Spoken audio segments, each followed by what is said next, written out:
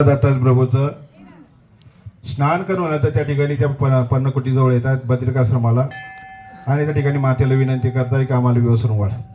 माता चिंतित असते, परंतु श्री सैंग ऋषी त्या ठिकाणी रांगते खेळते असल्यामुळे त्यांची कृपादृष्टी गेली. ते छोटे बालक केले. तिन्ही बालक झाल्यानंतर त्यांनी पाठावरती बसवले, यथोक्त जेवू घातलं, समाधानी तृप्त झाले आणि नंतर दिली पाळण्यामध्ये टाकून. तिन्ही पाळण्यामध्ये टाकून गेल्यानंतर नारद मुनींनी सगळं दृष्टीने बघितलं आणि त्यांच्या पत्न्यानं जाऊन सांगितलं, तुमचे पती म्हणे त्या सती अनुसयेच्या त्या पर्णकुटीमध्ये छोटे बालक होऊन पडलेले म्हणे. आता यांना चिंता पडली, आपले पती आपण कसे ओळखावे, कसे हात लावा त्यांना. आपण हात लावला तर त्या ठिकाणी तो विष्णूच निघायचा, शंकराला हात लावला तर त्या ठिकाणी तो ब्रह्माच निघायचा. म्हणून त्यांच्या ठिकाणी ती जी अहमपणाची गर्वपणाची जी भावना ती नष्ट झाली आणि त्या पर्णकुटीजवळ अनुसयाच्या आल्यानंतर त्या तिघी पत्नींनी क्षमा याचना केली, दंडवत घातले आणि आमच्याकडून चुकलं म्हणे, खरं तू आमच्यापेक्षा श्रेष्ठ पतिव्रत आहेत, परंतु हे पती आता आपण कसे घ्यावेत. मग तिलाच विनंती केली, आमचे पती परत आम्हाला दे म्हणे. मग दत्तात्रय प्रभूंनी वरद हस्त दिल्यानंतर त्या ठिकाणी ते वरद हस्ताला पहिल्या पूर्वावस्थेला प्राप्त झाले आणि मग ते पती ब्रह्मा विष्णू महेश अनुसयेने त्यांना दानावाचक दिले.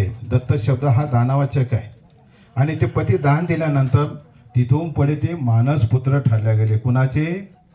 अनुसयेचे. म्हणून प्रत्यक्ष तिच्या उदरामध्ये जन्माला आलेलं आहे म्हणून हे मानसपुत्र ठरले जातात. आणि आपण आख्यान त्यालाच म्हणतो की ब्रह्मा विष्णू हेच दत्तात्रय प्रभू. ही जी आज मूर्त बसवली एकमुख चतुर्भुज, ही दत्तात्रय प्रभू सैंग ऋषीची जन्मदाती मूर्त आहे.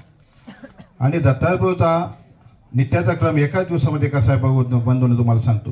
काशीला स्नान करायचे, बद्रिकाश्रमाला पुराण श्रवण करायचे, कोल्हापुराला भिक्षा मागायची महाराष्ट्रामध्ये, पंचाळेश्वरला जेवण करायचे दुपारचं, संध्याकाळी निद्रेला माहूरला जायचे.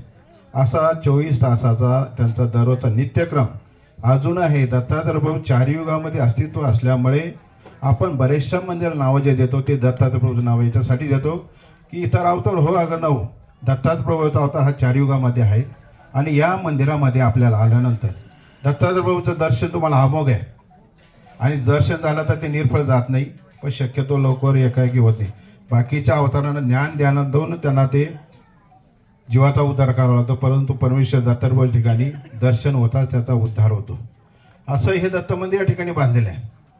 आपण जीवनामध्ये सुखी आहात का बंधू, विचार करायला पाहिजे आपण. आज ही धनसंपत्ती आपण सगळं इस्टेट कमवतोय, नेतो का संघ कोणी नेत नाही, सगळं जागेवर ठेवून जातो. पण आपण किती कष्ट करायचे, किती कमवायचं याचा सुद्धा आपण विचार केला पाहिजे. आणि शेवटी तुम्हाला सुख दुःखामध्ये साथ देणारा असेल तो परमेश्वर श्री दत्तात्रय प्रभू श्रीकृष्ण चक्रवर्ती महाराज. त्याचं नामस्मरण चिंतन तुम्ही केलं तर तुमचा जीवाचा निश्चित उद्धार होतो बंधूंनो. आपल्या घरातही ते पूजा आहे, समाधान लाभतं की त्या ठिकाणी. घरामधलं वातावरण कसं आहे, राजस तामस मिश्रित आहे. आणि हे मंदिर जे बांधले हे सात्विक गुणांनी युक्त असलेले हे ठिकाण आहे.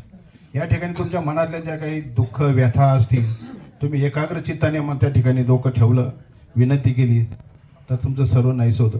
परंतु धड जर तुम्ही तिथे नेलं आणि मन जर तुमचं त्या चपलाकडे राहत असेल तर ते दर्शन काही कामाचं नाही. एकाग्रतेने करा, मनबुद्धी चित्त अहंकार एकाग्र ठेवून दर्शन करा, आपलं घरानं मांडा, तो परमेश्वर निश्चित ऐकल्याशिवाय राहणार नाही तुमचं. आणि शेवटी नामस्मरण सेवादास्य परमेश्वराचं केलं तेच तुमच्या कामी येणार आहे. नाता करता जमीन जुमला ठेवला, इस्टेट केली, बंगला गाडी केली, तो काही तुम्हाला चांगला मानणार नाही, कधी ना कधी लात मारणारच. एकच आहे परमेश्वराचं तुम्ही चिंतन करतो, तुमच्याकडे निश्चित बघेल. म्हातारीची केस होती एक अशीच वराडातली, चक्र स्वामीच्या समेत असताना स्वामीला तिने एक वेगळा प्रश्न केला, बाबा तुम्ही आम्हाला तुमचं चिंतन करायला, पण तुम्ही कोणाचं चिंतन करताय. चक्रस्वामी तर बाई पश्चात पारी उठल्यानंतर आम्ही संपूर्ण सकळ जीवाचं चिंतन करतो. म्हणजे पृथ्वी तलाव ते जेवढे काही जीव आहे त्यांचं आम्ही चिंतन करतो आणि तुम्ही आमचं चिंतन केलं त्यातून तुम्हाला स्वास्थ्य समाधान लाभतं. असा ह्या दत्त मंदिर उद्घाटनानिमित्ताने 2 शब्द बोलण्याचा या ठिकाणी योग आला. संयोजकाचे या ठिकाणी ऋण व्यक्त करतो, आपल्या सर्वांचे आभार व्यक्त करतो आणि माझ्या शब्दाला विराम देतो. जय श्री चक्र, जय मानव, दंडवत प्रणाम. धन्यवाद बाबा.